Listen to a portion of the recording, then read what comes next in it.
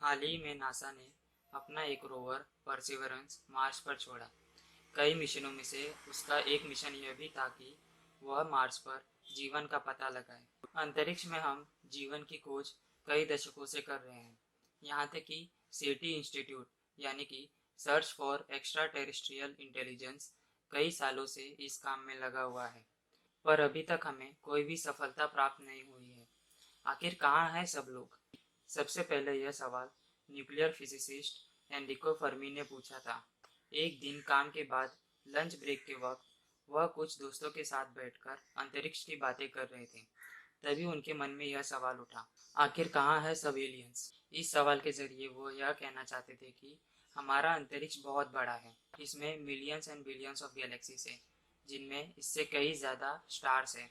तो इस हिसाब से हमारा अंतरिक्ष जीवन से भरा होना चाहिए था, पर फिर भी हमें जीवन का नामो निशान भी नहीं दिखता। कहा जाता है कि पृथ्वी पर पड़े हर रेत के कण के लिए अंतरिक्ष में 10,000 स्टार्स हैं, और वह नंबर काफ़ी काफ़ी काफ़ी बड़ा है। और अगर इतने सारे स्टार्स में से हम सन लाइक स्टार्स को अलग कर दे, और अगर उनमें से भी हम अर्थ लाइक प्लैनेट्स को अलग कर दे, तब भी यह नंबर काफ़ी बड़ा होता है। सेटी ने अपने वेबसाइट पर खुद ही लिखा है कि कोई भी सिविलाइजेशन 10 मिलियन सालों में अपने गैलेक्सी के सभी स्टार सिस्टम्स को कब्जे में ले सकती है, और 10 मिलियन साल्स काफ़ी छोटे नंबर्स है compare to the age of the universe. इतने सालों में तो अपना यूनिवर्स कई सारे दूसरे एलियन लाइफ से भरा पड़ा होना चाहिए था, पर फिर भी हमें कोई भी इंटेलिजेंट लाइफ नहीं दिखती।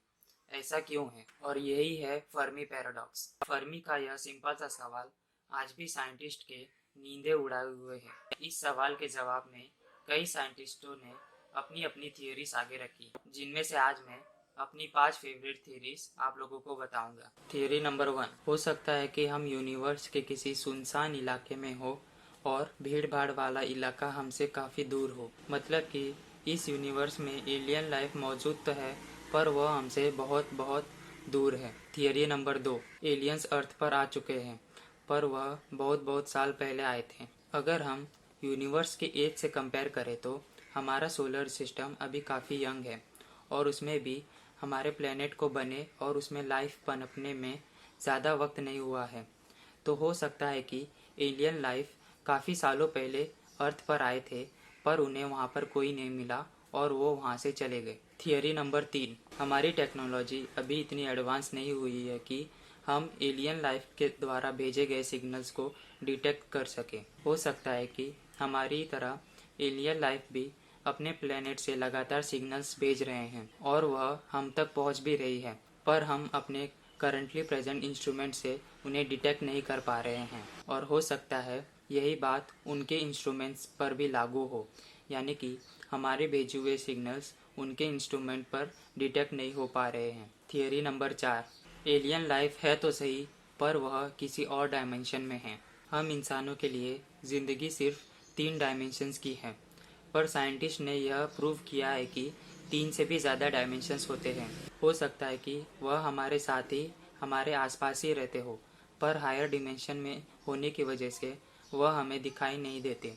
थियरी नंबर 5, और ये वाली मेरी फेवरेट है, हम इस यूनिवर्स में अकेले हैं। हो सकता है कि कोई और एलियन लाइफ हो ही ना, सिर्फ अर्थ ही ऐसा एक प्लेनेट है जिस पर लाइफ है, या फिर यूनिवर्स में लाइफ आने के क्रमांक में हम सबसे पहले हैं।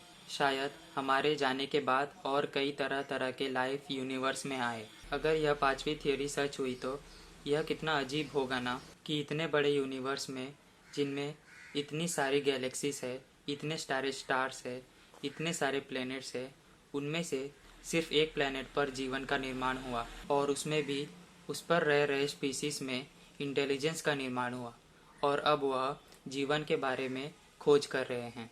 खैर, जो भी हो, अब तक के मिले डेटा और ऑब्जर्वेशन से तो हमारे हाथ सिर्फ निराशा लगी है, पर फिर भी हमारी खोज लगातार जारी है। हो ना एक दिन हम किसी न किसी से ज़रूर मिलेंगे। तब तक के लिए बाय बाय।